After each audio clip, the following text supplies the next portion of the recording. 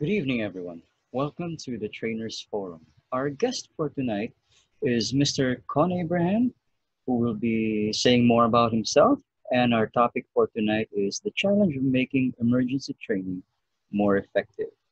Con is a valued speaker who has been honed in his craft as a speaker in the Tambuli Toastmasters Club with the title of Competent Communicator. He's also been a guest on television shows where he spoke on emergency and rescue services.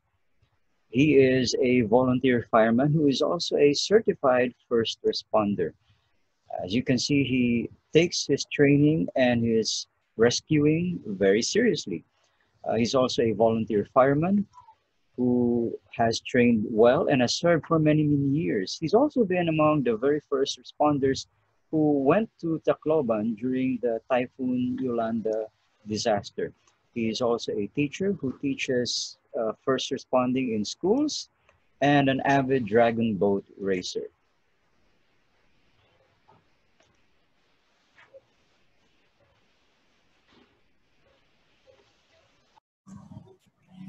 Good evening and welcome to the Trainers Forum. My name is Dino Santos. I'm a DTM and I'm also a talent director for the Southeast Asia Speakers and Trainers Bureau, a co host of another show on YouTube and on Facebook called The Leader's Edge. And tonight, our topic will be all about the challenge of making emergency training more effective. We're joined tonight by a great guest.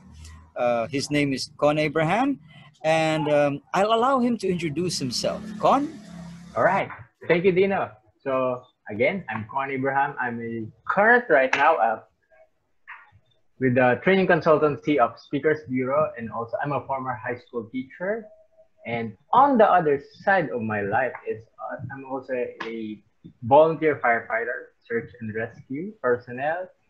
And aside from that, I'm a fitness and strength conditioning coach.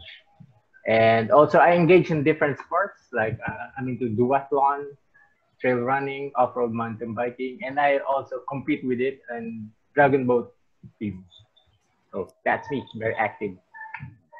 Wow, that sure is quite a lot of activities to do. Clearly, you have a very, very active lifestyle. And not only that, it seems to me that you thoroughly enjoy everything that you do. Yes, yes, definitely, definitely. I focus on it. Yeah. Now, because you're one of the talents of the Speakers Bureau, one of those who have taught for the Speakers Bureau in the past, and I do recall your first experience as a trainer doing team building for us. I wanted to get your take on how you feel about the relevance and the effectivity of some of the trainings that occur in the corporate world right now, especially when it comes to emergency drills or training for disasters as they occur. How do you feel about those, Con? Okay, good point. The idea that I've noticed is that every training, every drills that I've seen in the previous corporate or residential condo living is that sometimes it always takes a backseat. It's quite okay. It's hard to say, but I'm going to say it's mediocre. It's not taken seriously. And I've been exposed to different experience responding to fires, all of those trainings, all of those things. I've seen even security personnel who would like falter in real life situation when there's a fire. And even though they have this training, everything of that goes out the window. Mm. So every training, every opportunity to test the equipments, the whole personnel, the building's capability, the course of action should be really put to test because that the seconds really matter. So again, it should be taken seriously into context because in reality, the whole training won't be taking the whole day. So I believe that you should really take into in consideration and really spend a few hours for that. The few hours of training, the seriousness of it will be more in order for to mitigate future real life cases of accidents or life threatening situations. Oh, wonderful. It seems that you aren't as happy with many of the trainings that are currently going on right now. I'd like to briefly share with you my own experience during an Okay. earthquake drill in one of the major buildings in Buendia Avenue Extension, where we were asked to evacuate the building because of the mandated earthquake drill, and I did not see the following things. One, no sense of urgency. People were complaining about, why do we have to do this thing every year? It's the same banana. Why couldn't we just take the elevator? And that almost made me shout. I said, that's the whole point. We're going down the stairs because in an earthquake, the elevator would leave you stuck. Uh, in fairness, I understood why this woman was complaining, because we were all the way up in the 21st floor. And by the time we ended up in the collection area for employees, it had taken us well over 45 minutes to get down there. Um, and I'm sure you will agree, it sometimes fills you with dread, with frustration, when you see people who should be moving as though their lives depended on it, holding on to their cell phones, playing and maybe surfing through their Facebook accounts while they're walking leisurely down the stairs. In reality, should a real earthquake occur, I doubt that that's what they would be doing. What do you think? Okay. I've seen this I won't name the condo just for Okay. Yeah. privacy. People actually froze. When I say froze, they do not move out of their unit. And even in residential, people will just really cry. And even adults, like like yourself, for example, I've seen like burly guys, like just keeps asking, but they're not moving out of the danger Mm, because they're not really emotionally, mentally prepared with it. And if there is going to be a future training for this, either condo, for this corporate, it should be it should be creatively given to them instead of the usual run the run cover hold. I seem to forget all of it because I have my own standard way of responding to it. Anyway, it should be given in the context of not just a like off the shelf. Because when I do sometimes disaster training, and I've been asked that you cannot give a off the shelf to different to the same people, because you have to consider also the age, the mobility of the family members, the mm, place. You also have to consider that because I've seen in condo hallway, once the electricity is cut off, it's almost pitch black, and mm, the wall, even though there is successive door, it would all just look like the funnel. mm, And this is also what I've noticed is that even though there's a situation ongoing, and this is what sometimes I get annoyed. People still do take time to take pictures, and and I after although I have this idea of why they're doing that, it still is fire or crowd control like in translation. Even when their life is in danger, they're still taking video. I just don't know. yeah. So it should be creatively designed, and there should be a sense of accountability and responsibility, not just to the personnel or to the management handling it individually.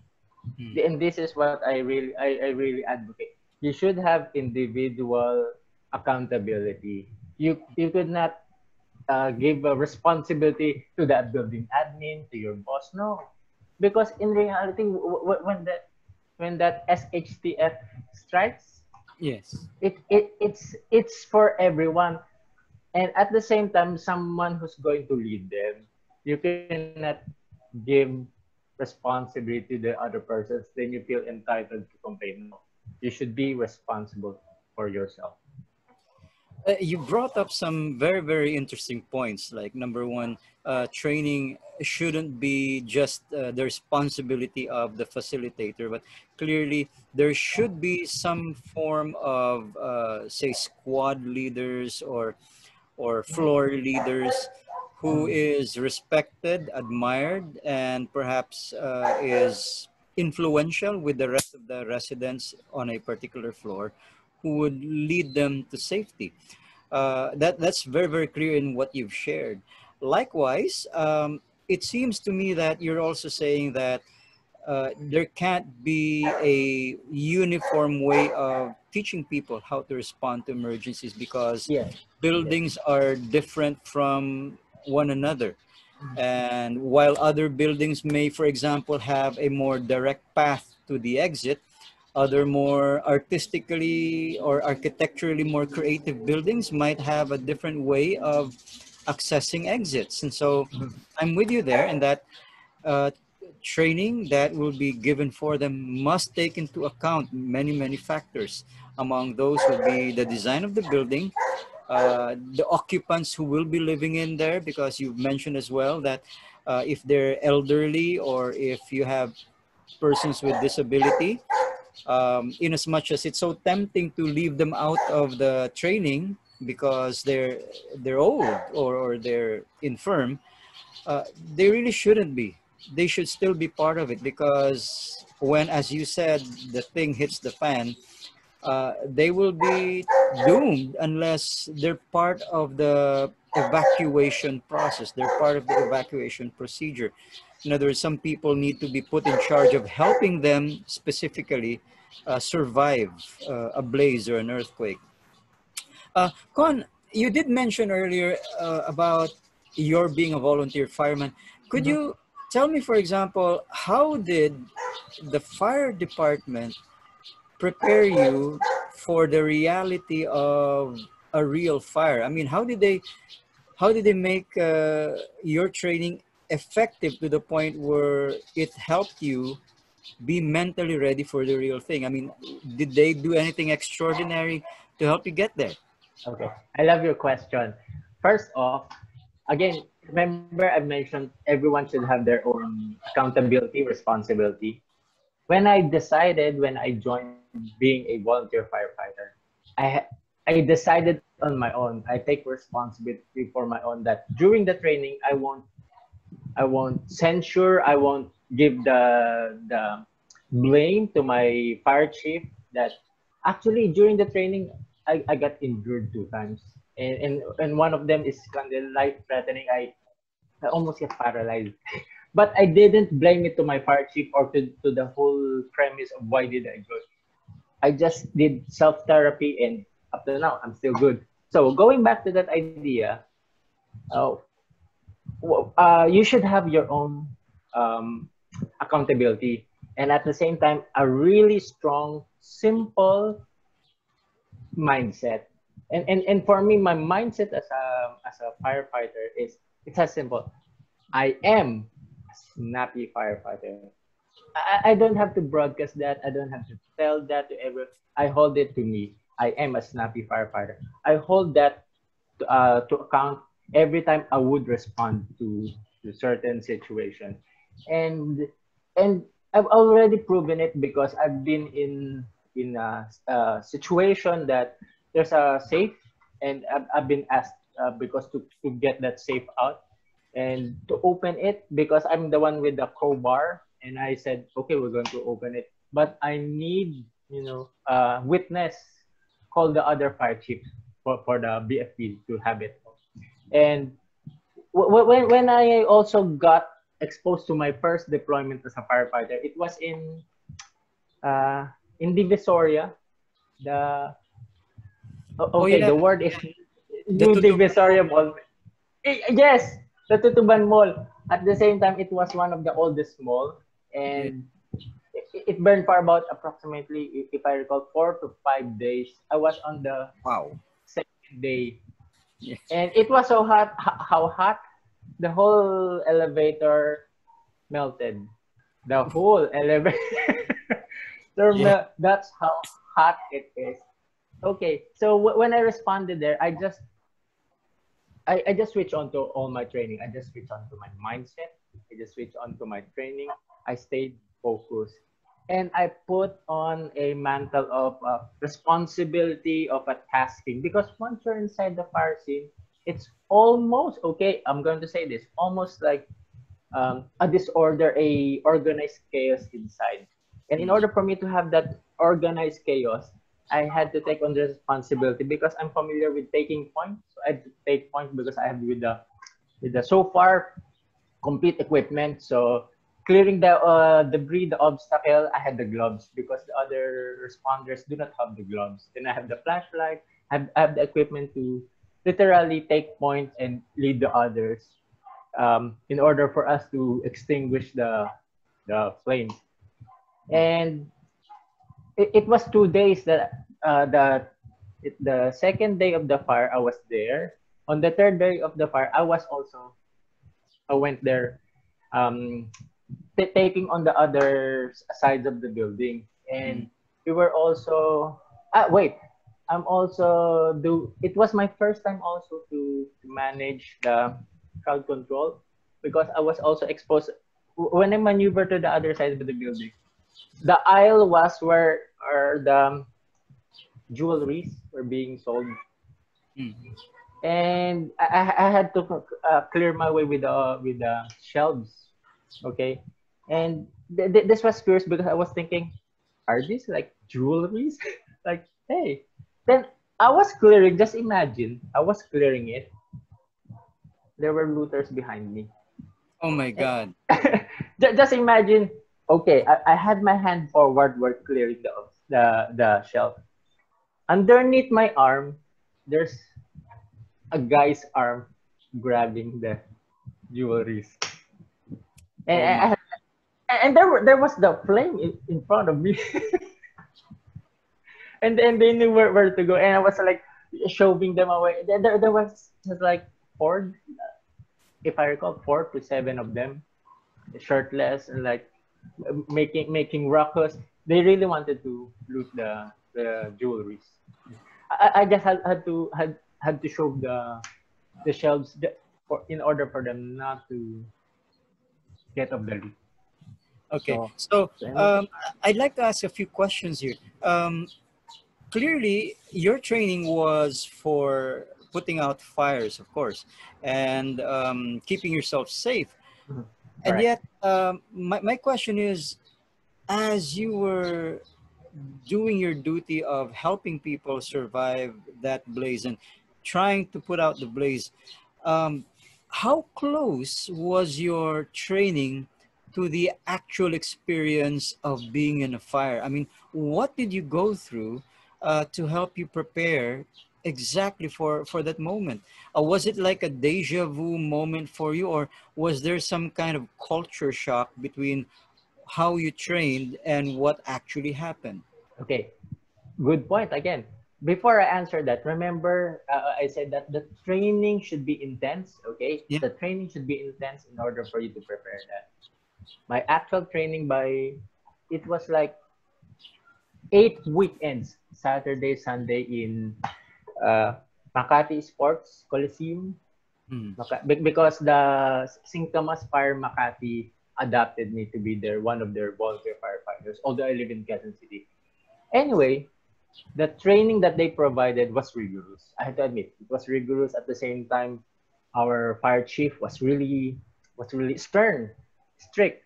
But I love his way of disciplining us and giving us all these really lifelong real world experiences and trainings that he shared to us. The training that I went is different from the actual. In what way? Okay, first off, they didn't train you to do the crowd control. At the same time, to be like resilient, still pushing through the somewhat the difficulty, and also the immediate leadership skills that you're going to do once you're there. Because remember, I said organized chaos. Because instead of like uh, uh, a melee almost inside there. You had to remain focused and assess the situation and at least lead the others, especially the other beginners, the other new recruits, in order for you to get the whole instead of like free for all, you have to focus all your energy in order for you to contain, suppress the fire. I have an interesting question for you, Con, because I know that part of your experiences, which are quite varied, isn't just about fighting fires, but Mhm, correct. part of your training and experience has been in rescue as well. Uh, Yes. how did they prepare you for that? Did you lift mock-up dummies and bring them down from, say, the fifth floor all the way to the ground? How did you simulate a realistic rescue? Okay. Regarding the dummy thing, the actually it's about 3 years ago that I've undergone because I enrolled in a CERM, Canadian Emergency Response Management. It's in Maribeles, Bataan. It's a 2 days course, and that's when I get to engage with a 150-pound dummy. Wow, okay. Yes, yes, yes. But it was also it's like an advanced course for firefighting. Okay. Now, in order for you to because it's different when you're strapped with your gear and you're sweating, it will all like including the breathing apparatus. Total, you'll have about roughly 50 pounds plus.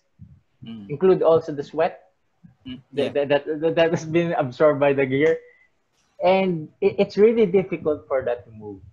Okay, the thing that you're going to manage it is that again your training, the proper posture of lifting, and Yes. at the same time breathing management because you're breathing through your face mask. When I say face mask, for the breathing apparatus, and at the same time the stress of the the the enclosed area, the heat, the smoke, everything, the stress, the sense of urgency, Mm, also there because every second counts. So you have to resort back to your training, to your mindset, and to your determination, and to your own accountability. mm. And definitely, I'm a big proponent of that.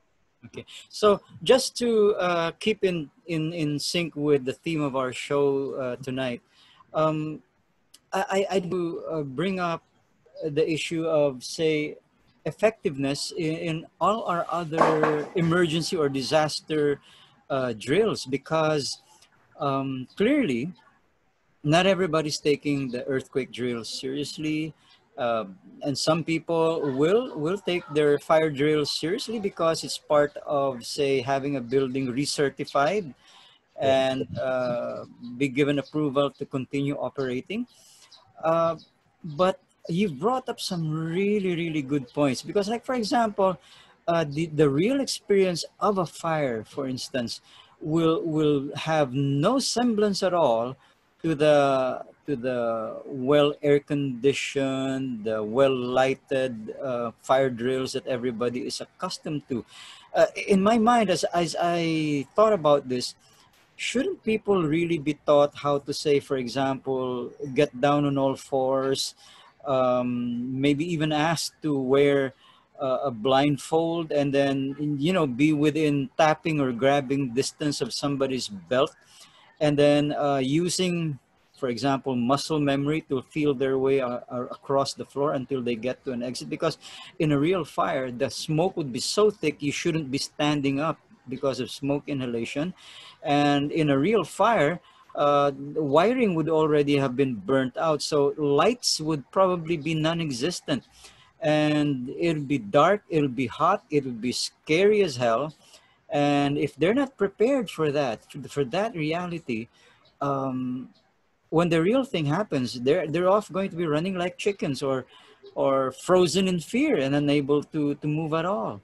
Um, as a firefighter, you've had your share of going through buildings and finding the charred remains of those who were unable to help themselves. How do you feel about what they could have done had they been trained properly? Okay. This is a quite intriguing. Okay, intriguing to answer. Okay, because based on my experience and observations, you also have to be creative enough in order for you to respond. Okay. Now, going back to the idea of, like, what you perhaps just what you just mentioned, like tapping distance, muscle memory, it will be effective if it's done and practiced and drilled every day. it Mm. won't it won't be as effective if it's only done for, let's say, 2 times a year. Yes, you're right. Okay. Okay, so in order for me, like, to directly answer that, is that people should be encouraged to have that situational awareness. And the simple thing is that is, actually ask people whenever, okay, as the office day closes ends, don't use the elevator. Literally use the fire escape. Yeah. So that they will know how many paces, where to go left, where to go right. Because even if they're in panic mode, they'll still remember because of the constant drill. And it won't take Mm-mm. too much time whenever they would go home, because they're going home. It's okay for them to get sweaty a little bit, and at the same time, it's a workout, it's a muscle memory for them that this is where to go, this is where to turn left or right. And Mm. aside from that, also encourage for the people to have that mindset, have that mentality of, self Mm. accountability. Okay. Indeed. You're right, because if you look at blind people who are somehow able to take care of themselves, even if they live alone in their condo units or in their houses, they find where their dishes are, their clothes are, where the chair is. They don't bump into things because of muscle memory. They simply don't need to be able to see anymore. They know where everything is. And so I'm with you there in that it becomes easier to remember if it's something that you do constantly. Yes, yes. And it's a just challenge because, for example, there's some buildings, especially the more modern ones now, that refuse to let people use the fire escape for security Yes. purposes. Definitely, I agree with you on that. Yeah, It's they have this security swipe card that yeah, you have to use, and there will be a sign at the exit saying that if you use this exit, the alarm will go off, so please don't use it. And so we have buildings now and companies that essentially encourage people to take the elevator for even the simplest things like two going, floors. yeah, 2 floors exactly. um, so it discourages wellness and it discourages safety in case of emergencies. Um, I wish we had more time, for example, because I'd love to talk to you about, say, how do people train for example, the active shooter. Like, what if somebody comes unglued in a manufacturing plant and then starts shooting people left and right? I'm pretty sure that's not part of the curriculum of our security agencies, and Yes, yes. certainly not part of HR's typical uh, action plan or training. So as a result, people will perish unnecessarily because nobody knows what to do. But that could be a topic for a future show. Sure, Uh, sure. for now, though, um, I'd like to have your take on, for example, creativity, because you did mention Yes. uh, we can be creative in how we simulate reality, because, and I sort of got the hint of why you were mentioning it, because also many HR managers or many companies are afraid of lawsuits that Yes. may occur if their training is so realistic that somebody injures themselves. And when they injure themselves on company time, the company is liable for that. So of course they don't want them to wear blindfolds. Of course they want the exits to be well lighted so everybody will know where to go. Because if anybody gets hurt uh, complying with the fire or earthquake drill, then the company is liable. So I totally get it. But uh, we could still be creative, I suppose, in doing trainings such that it's effective, it's realistic, but doesn't necessarily put people in any real danger. What do you think? Okay, I already had that experience. Okay, I won't name the building. Okay. The condo, it's in near Libis. Oh. It's it's one of the buildings. Anyway, I brought up this kind of training wherein it's like this. Okay, actually, what I'm going to tell is it's almost part of the force module that I've offered today.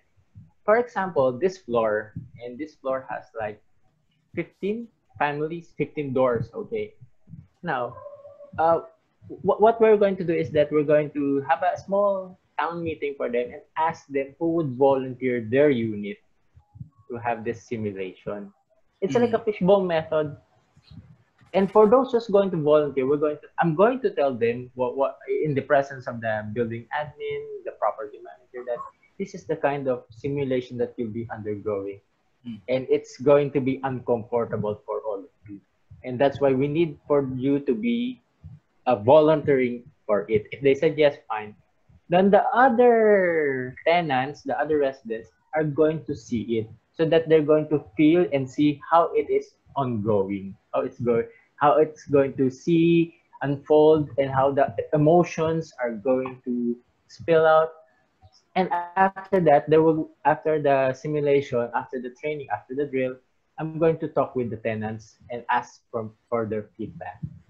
And aside from the tenants, also from the building admin, if their equipment can be used or is it still updated, what are their expedient equipments that you can use during a certain situation. So at the same time, it's not as expensive. At the same time, it's creative, and at the same time, you'll have this, like almost as close to intense as much as possible in a controlled environment. mm. Wonderful. At least that sounds like a serious effort on your part to make things as relevant and as realistic as possible. Now, I'll sidebar for a bit because one thing that has been affecting us seriously for the last several months now is our response to a different kind of emergency, of the pandemic kind. Um, Clearly, our disaster risk reduction efforts have really focused more on earthquakes and fires and possibly a tsunami. But nobody, I guess, really saw this pandemic coming. So, what could we have done differently, you think, in terms of preparing people for this eventuality? Because chances are this could happen again. Okay, again, I promote mindset, accountability, and this is one thing that, if I may say so, in the military, there's what we call human intelligence, psychological operations, psychological warfare, and it's not just for the government. It's directly for the people. Do not engage in malicious gossiping about this pandemic, about this virus.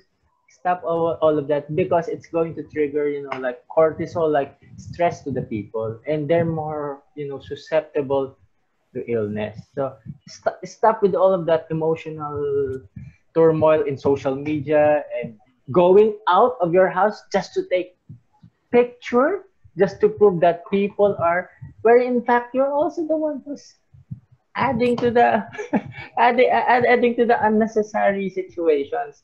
So aside from that is also, actually the government is taking its necessary steps, and we cannot complain for that, because this is a humongous responsibility. It's not just for the responsibility for the government, but for within our barangays, for the local communities, within ourselves. and it should be taken again in your own self accountability, self responsibility, and at the same time follow the rules, because the rules are there for us also to for our own sake also. And aside from that, from following, also avoid, like degrading also yourself. When I say degrading, because remember our body is the one's going to affect it. And during the March 15 start, and I've been observing this every time that I would like have to go for food supplies in our place. It's no falter. I've seen the massive influx of junk foods, sodas, Mm, of people ordering it. They're ordering it because they want to feel good of themselves. They're rewarding themselves. They want this in order to have this feel good. In reality, buying those junk foods, buying those unnecessary foods are more expensive. At the same time, it's detrimental to your health. mm, Keep ourselves healthy. Keep ourselves healthy. Do not depend on the government. It's not doing enough of that. Everyone should be accountable for their own health. mm. So Ev- I get what you're saying. It seems like it's also important that as part of the training here, it's to not only, again, as you mentioned, mindset in that self accountability, which is a common thread throughout all the different kinds of scenarios for disasters. But one thing that's also very clear in what you're saying is we should be training ourselves to getting news only from reliable sources, Yes, because fake news and hysteria can only hurt us in the long run. yes, Uh, definitely. Much better to get it from the most reliable source, verify it, and then comply instead of being part of the problem. Be part Yes, of definitely, the definitely, solution. definitely, Um, definitely. Having said that, I'd like to ask you a question in terms of because so many people are trying to deal with this pandemic. Say some will say herd immunity, um, but I think what's really happening is herd purchasing. Like the ridiculousness of so many people buying carts and carts of toilet paper. Toilet paper. I don't know where that came from. uh, that was just utterly ridiculous.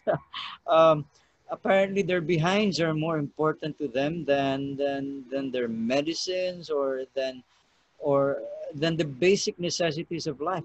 I don't know why toilet paper suddenly became such a big deal for these people. Actually, they Uh, copied it from the US. oh, okay. So Because the US, some of them doesn't. Since we're going broadcast into yeah, international, yeah. some of them don't use bidet. They use toilet paper for cleaning themselves up. And here in the Philippines, what do we use? Dipper, in the vernacular tabo. We use that. We do not need toilet paper. I do not use toilet paper. I use the Filipino way, tabo. Very hygienic. That's Just right. definitely wash your hands. Wash your hands after that. In fact, the only thing that I saw as possibly of any real value in what they were doing with all that toilet paper was in a situation where society really crumbles around them. They'd use it as barter items Yes, if it came to that. yes. That's its only real value apart from, you're right, the tabo system. So let's review. Let's review. I Okay, like the sure. things that we have been talking about so far. So, uppermost is to have the right mindset, which Yes, is definitely. number one, self accountability. We cannot, um, while we say we should not be depending on anyone else or the government for our own survival, for our own safety, that doesn't mean we don't obey. What it does mean is that we need to be self sufficient, because if we do not take actions to take care of ourselves, then we have no business blaming anyone else when things go wrong for us. Like for Definitely. example, that simple rule of wearing a mask every time you step out of the house, or the encouragements to wear gloves, or a face shield. That it's not because anybody's trying to impose their will on you. It's for your own sake. It's for your own Safety. safety. So that's self accountability. Number one, I get that. I got that from what you were saying. It's so true. And number two is that we can be creative in our approach to simulating reality in a training scenario, all without, say, the danger of lawsuits from injuries or from people getting hurt. Although um, there's also a saying, those who sweat in training will not bleed in battle. So Yes, definitely. it's it's impossible for people to undergo any kind of disaster or emergency training and expect 100% no injuries. If because in reality, if you rush out of a burning theater, somebody is going to get injured. Yes, trample, definitely. So it's part of life. It's part of the training. So uh, just grin and bear it. Accept that injuries are a reality. But what we can do as far as being creative is to try to minimize it while acknowledging that it's a real possibility that people will get injured. And I think a third that I took from what you're saying is that um, there's also a need to be personally resilient in the sense that, as you said, you almost got paralyzed because of your fireman's training, but you decided not to say anything about it. Instead, you sucked up the pain and you went on. You persevered because I think what I got from that final sharing that you gave was that it became more important to you to qualify to be able to save other people's properties and lives than your own comfort, than your own safety even, because in the end that's what firefighters do. They it's like what the pararescue, so that others may May live. live. Yeah, Yeah, so and you had that mindset, so yeah, that helps. Clearly, a lot of the things that we have been discussing today revolves around the right mindset, because whether you try to simulate emergency training as close to real as possible, I'm talking about SAS and their kill houses, or I'm talking about airsofters and their room clearing training activities. It could be as real as that, or it could be as simple as almost like a team building activity, but considering all of the actual circumstances, but just simply using creative means mhm, to stimulate reality. Um, so it all begins with the mind. As we say, all battles are won in the mind before they're won anywhere else. definitely. Right? Yes, definitely. I agree with that. So I'd like to close our session this evening with a question, because you also mentioned that you were into dragon boat Mhm. competitions, and clearly Dragon boat that is not one of the easiest things for anybody to do, because that clearly sounds like a lot of upper body strength is required, Yes, a lot of stamina, and and a lot, uh, a lot of this because and a lot of tolerance, because if you're the last dude on the canoe or on the boat, all of that seawater is in your face. I mean, the guy at the very first part is blissfully spared from all of the splashing, but if you're at the end, you get it actually all. I'm in the end and I'm already You drunk. are in the end. So in the rear, I was like 20, so I'm in the bow side, so I'm in the 10, Mm. 10, 10. So So I guess the question I'm leading up to, and the thing I'd like to leave our viewers with is, what drives you to go through to take the most difficult kinds of trainings, the most difficult kinds of position. Like you said, you're the point man when you respond to a fire. I mean, I think that nobody would like to be the point man, in responding to a fire. And then in a dragon boat race, you're the last dude who's the one who's going to get splashed. Uh, how does that help you? I mean, what kind of mindset is that? Okay, now going back into mindset, I've compartmentalized my mindset. I have a different mindset as a firefighter, as a sports, in life, as being a family member. So I have different mindset. And the general mindset for this, just enjoy life. Mm, Enjoy life, experience it, you know, taste it, feel it. Those are my mindset for living a life. If you worry too much, if you worry about dying, if you're going to worry about illness, you won't get anywhere. You have mm, to take risk. You have to take calculated risk. And going about is again self accountability. If you get injured, don't blame your friend. Don't blame the team members. Don't blame the fan. No, suck mm, it up. Learn from it. Every situations, every endeavors that I join, that I participate in, I'm just going to have fun. I'm just going to have fun. And mm, when it's life saving, the fun isn't there. Stay focused, and be a meaningful person. So live life, enjoy life, experience it, be a meaningful person. So these are the things that I always think when I'm going to different endeavors. That's why if it's painful, it's part of life. Yes, yeah, because remember when you're in pain and you grow out of the pain, that's what makes you stronger. That's why Nietzsche is it Nietzsche? Friedrich Nietzsche said, "What doesn't kill you simply makes you stronger." Or is it yeah, Joker? I'm just joking with you, Joker. that's true. So as they do sound like cliches, like no pain, no gain. The only easy day was What is yesterday. yesterday? But these are all true because Yeah. if you don't have those mindsets, then when the bad times come, when disaster strikes, when emergencies occur, and you don't have the right mindset, no matter what kind You'll of training falter. you have, You'll you're falter. you're going to fail, right?